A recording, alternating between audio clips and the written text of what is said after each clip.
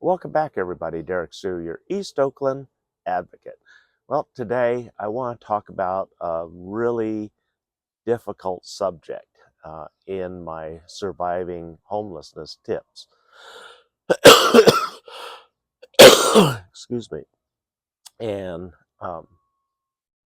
that's fighting the mental battle that goes on in your head.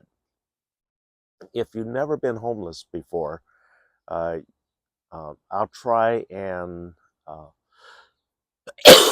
really share um, the difficulty of a lot of what people experience uh, while they're homeless.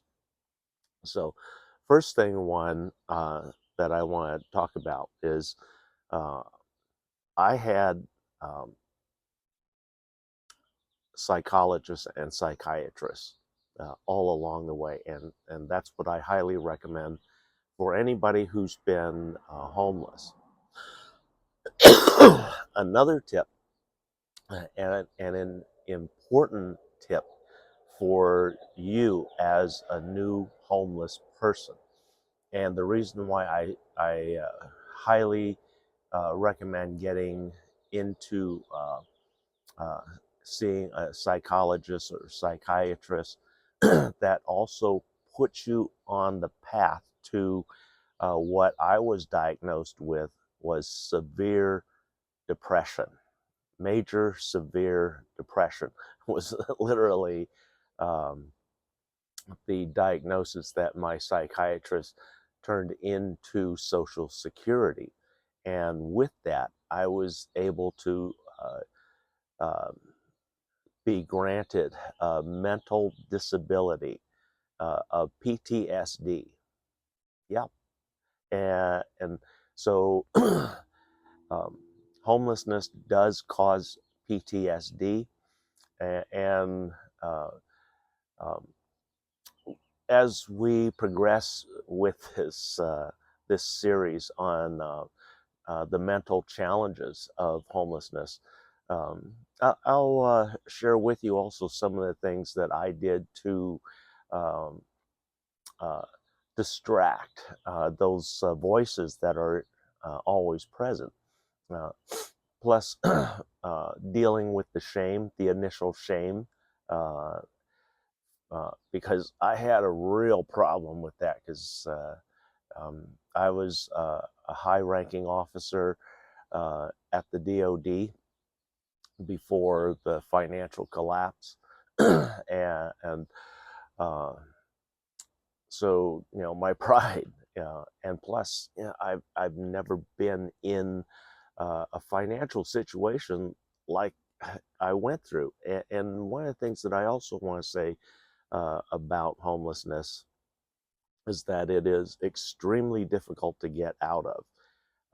One of the things that you know has been embedded in all of us from the beginning, from the beginning of time, even our parents, um, credit and maintaining your credit history. Um, once you have lost, once you have lost 1 month of rent or a mortgage, I highly recommend that you just drop all thoughts of saving your credit, because your credit, there's only two ways out of that on that. One of them is bankruptcy, which drops your credit score back to 300. Yeah, that's the bottom end of the credit spectrum. But here's the upside of stopping payments on your mortgage, stopping, because once you're on that, you're not going to get out of that, and all that's going to happen is that in most cases you're going to be evicted in within a year, and instead of fighting and paying all those credit cards and all those fees that you're experiencing, just say screw it. Because bankruptcy is a lot cheaper if you want to do it legally and get rid of all of those debts. I believe somewhere around $1,500, $2,000 is in the ballpark of a bankruptcy these days. Plus, not only that, but you have to go to bankruptcy court, and there's a shaming period in there, where the judge asks you questions and stuff, and but essentially everybody in that room is in the room for the same reason. But also there could be creditors that show up, uh, um, who would challenge your bankruptcy. But anyway, uh, that'll be at a later point.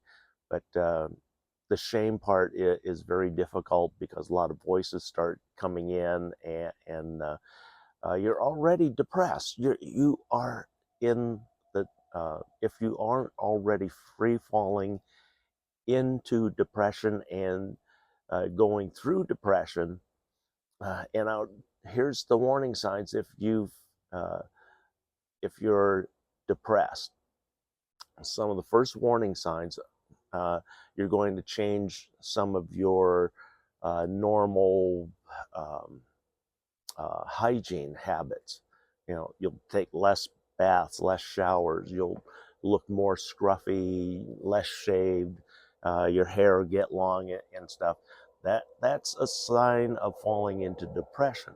Next sign of falling into depression, which is very common, it happened to me. Uh, my alcohol usage went up. In fact, it doubled because I was dealing with depression. Also, the shame and embarrassment of becoming homeless, from a multimillionaire and a high-ranking government official working counterterrorism. That's a pretty big blow to one's ego, and then also having grow. Being born into a very, very um, uh, uh, famous family here in the Bay Area. My great grandfather Lou Haig, he was responsible for the reconstruction assistance of after the 1906 earthquake that destroyed the San Francisco Chinatown, and also lobbying for the restoration of a new San Francisco Chinatown, and at the same time he was establishing the Oakland Chinatown, namely 8th and Webster. And in fact, our family still owns a building on 9th Street, right around the corner off of Webster. So, anyway, uh, from all of that, believe me, it was a pretty big impact. Uh, but here's the other thing, and it made me withdraw a lot. I didn't want to talk to people, didn't want uh, any friends or anything. I was mad at myself. Uh, and after a while, I had to realize that these were things that were beyond my uh, ability to change uh, some of these things, because I got wrong information, just like back in the 80s. When I was just starting out, I got nothing but bad information. That's why I had bankruptcy when I was only in my mid 20s. But within 2 years, I was able to reestablish credit. So, getting back to the credit part, forget the credit.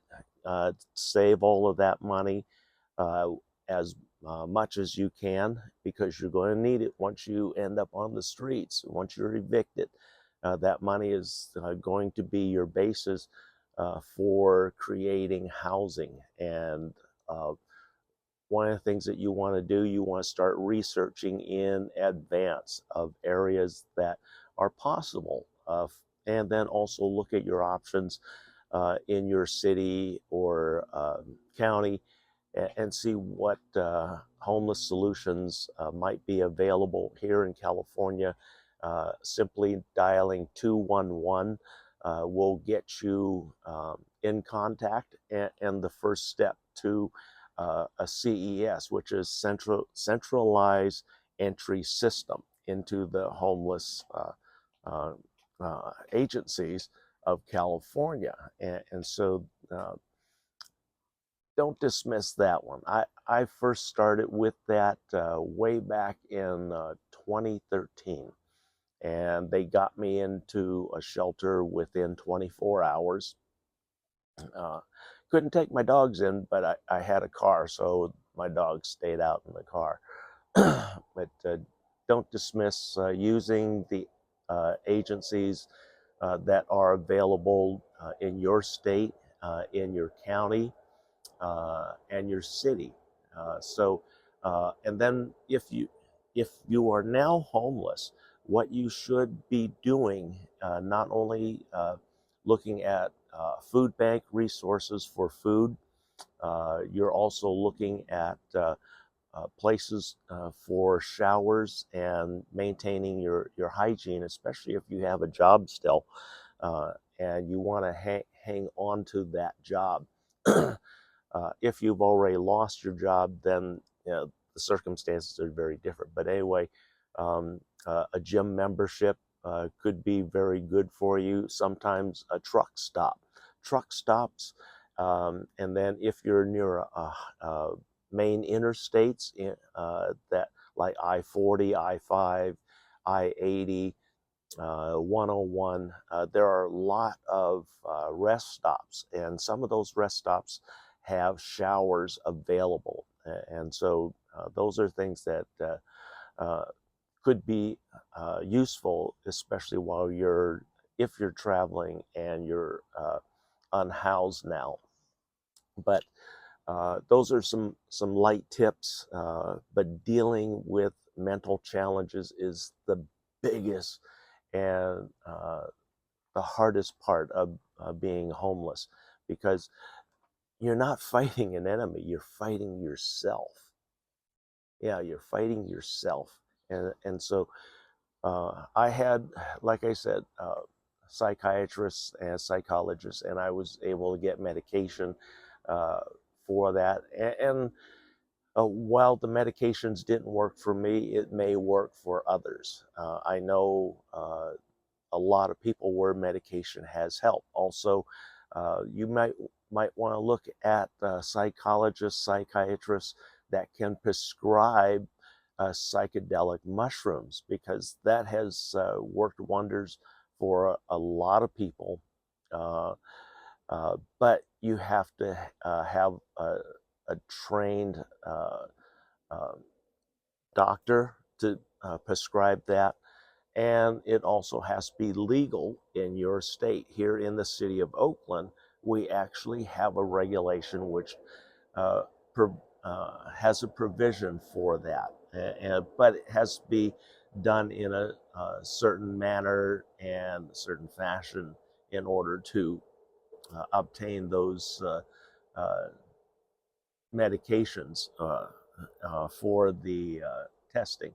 But anyway, I had medication. The first one that the doctor prescribed was not a good one, because within 72 hours, that's when the medication really starts altering your brain chemistry, your brain patterns, and it made me more violent. And so I had to report that directly to my psychiatrist at the time, and he changed the prescription, and then that made a big difference. But the bad side effect on that was I couldn't remember what happened an hour ago, let alone yesterday.